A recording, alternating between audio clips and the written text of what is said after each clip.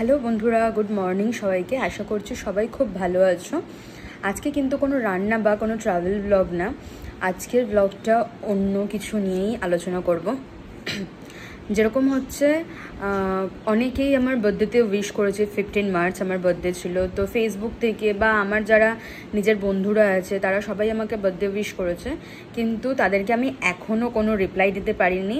আর অনেকে ফোনও করেছে, তাদের ফোনও আমি রিসিভ করিনি। তো অনেকে অনেক রকম কমেন্ট করছে যে কী হয়েছে না হয়েছে, কেন ফোন তুলছি না বা কেন মেসেজে রিপ্লাই দিচ্ছি না।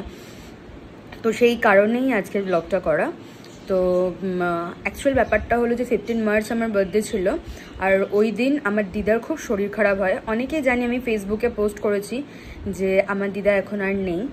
15 মার্চ সকালে যখন সবাই আমাকে বার্থডে উইশ করছে, তো সেই টাইমে আমার দিদার পাড়া থেকে একজনের ফোন আসে যে আমার দিদার খুব শরীর খারাপ। তো সেই মুহূর্তেই আমাকে বেরিয়ে যেতে হয় দিদার বাড়ির উদ্দেশ্যে। আর যখন সেখানে যাই, গিয়ে দেখি দিদার প্রচণ্ড শরীর খারাপ, স্ট্রোক হয়ে গেছে। তো দিদাকে হসপিটালাইজ করি, আর তারপরে ডক্টর জবাব দিয়ে দিয়েছিলেন, বাট আমি সেটা জানতাম না। আর তারপর যখন বাড়ি ফিরি রাতের বেলা, তারপরের দিন 16 তারিখ ছিল।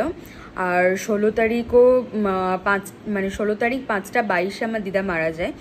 তো হসপিটাল যখন আমি যাই তখন গিয়ে জানতে পারি যে আমার দিদা আর নেই। বুঝতেই পারছো যে কাছের লোক চলে গেলে কতটা কষ্ট হয়। আর আমার দিদা হচ্ছে আমার একদম ছোটোবেলা থেকে, আমি যেহেতু বাবা মার কাছে মানুষ হয়নি, হস্টেলে মানুষ হয়েছি, কিন্তু আমার দিদাই আমার সব ছিল।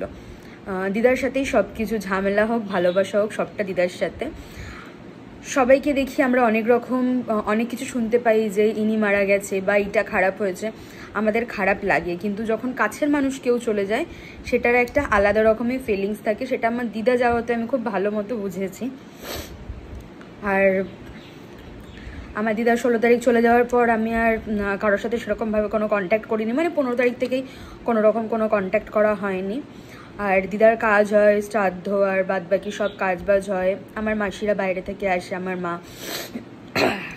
সবাই আসার পর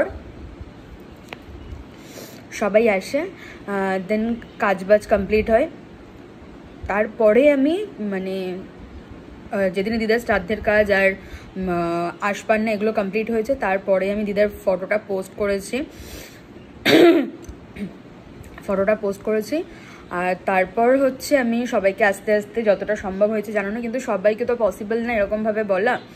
তো আমি সেই কারণেই আজকের ভিডিওটা করলাম যে আমার দিদার নেই। তো সেই কারণেই আমি কাউকে মেসেজে রিপ্লাই দিতে পারিনি বা ফোন কল রিসিভ করতে পারিনি। তো প্লিজ কেউ কিছু মনে করো না। আর আমি ফেসবুকে যে ভিডিও দিই বা ইউটিউবে ভিডিও দিই, সেগুলোও করা পসিবল হয়নি, কারণ বুঝতেই পারছি এরকম সিচুয়েশনে ভিডিও করতে কারোরই মন চায় না। তো সেই কারণে তোমরা সবাই কামনা করো যে আমার দিদার আত্মা যেন শান্তি পায়, যেখানেই থাকে যেন ভালো থাকে। স্বাভাবিক লাইফে সবাইকেই ফিরে আসতে হয়, আমিও চেষ্টা করছি যে স্বাভাবিক লাইফে ফিরে আসার জন্য, বাট মন কিছুতেই মানছে না, সব কিছুতেই দিদাকে মনে পড়ে যাচ্ছে।